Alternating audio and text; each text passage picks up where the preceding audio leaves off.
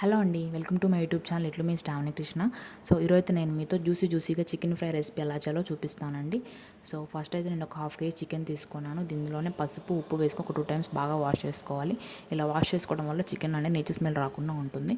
So wash చేసుకున్న చికెన్లోనే అందులోనే ఒక 1 tablespoon అల్లం వెల్లుల్లి పేస్ట్ యాడ్ చేసుకున్నాను. 1 tablespoon కారం, half teaspoon Kashmir red chilli powder add చేసుకుంటున్నానండి కలర్ కోసం.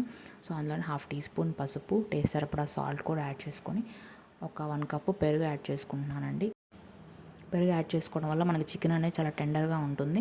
సో ఇందులోనే ఒక 2 tablespoon ఆయిల్ కూడా యాడ్ చేసి ఈ స్పైసెస్ అన్నీ కూడా చికెన్కి బాగా పట్టేలాగా బాగా మసాజ్ చేస్తూ మిక్స్ చేసుకోవాలి. సో మిక్స్ చేసుకున్నటువంటి చికెన్ని ఒక 1 hour పాటు డీప్ ఫ్రిడ్జ్లో పెట్టుకోవాలండి. సో డీప్ ఫ్రిడ్జ్లో పెట్టుకోవడం వల్ల చికెన్ అనేది సాఫ్ట్గా వస్తుంది. సో ఇప్పుడు ఒక ప్యాన్ తీసుకొని అందులోనే ఒక 2 tablespoon ఆయిల్ యాడ్ చేసుకోవాలి. అందులోనే ఒక టీ స్పూన్ జీలకర్ర యాడ్ చేసుకొని జీలకర్ర బాగా ఫ్రై అయిపోయిన తర్వాత కట్ చేసి పెట్టుకున్నటువంటి ఒక ఆనియన్ స్లైసెస్ని యాడ్ చేసుకోవాలి. అందులోనే హాఫ్ టీ స్పూన్ అల్లం వెల్లుల్లి పేస్ట్ కూడా యాడ్ చేసుకొని ఆనియన్స్ అనేవి కలర్ చేంజ్ అయ్యేంత వరకు ఫ్రై చేసుకుంటూ ఉండాలి. సో చూసారు కదా, ఆనియన్స్ అనేవి ఇలా కలర్ చేంజ్ అయిపోయిన తర్వాత మనం మ్యారినేట్ చేసి పెట్టుకున్నటువంటి చికెన్ని ఇందులో యాడ్ చేసుకోవాలి. యాడ్ చేసుకొని బాగా మిక్స్ చేసుకొని కుక్ చేసుకోవాలండి. సో చికెన్లో నుంచి వాటర్ అన్నీ ఊరుతున్న టైంలోనే మనం కొంచెం కరివేపాకు, 2 పచ్చిమిరపకాయలు కూడా యాడ్ చేసుకోవాలి. ఇలా యాడ్ చేసుకోవడం వల్ల చికెన్కి మంచి స్మెల్తో పాటు టేస్ట్ కూడా బాగుంటుంది.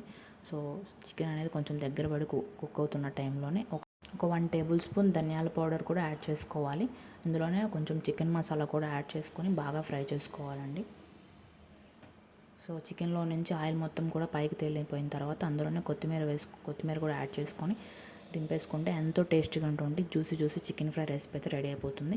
సో మీకు కనుక ఈ వీడియో నచ్చినట్టయితే ప్లీజ్ సబ్స్క్రైబ్ చేసుకోవడం మాత్రం మర్చిపోవద్దు, లైక్ చేయడం మర్చిపోవద్దు. Thank you so much for watching.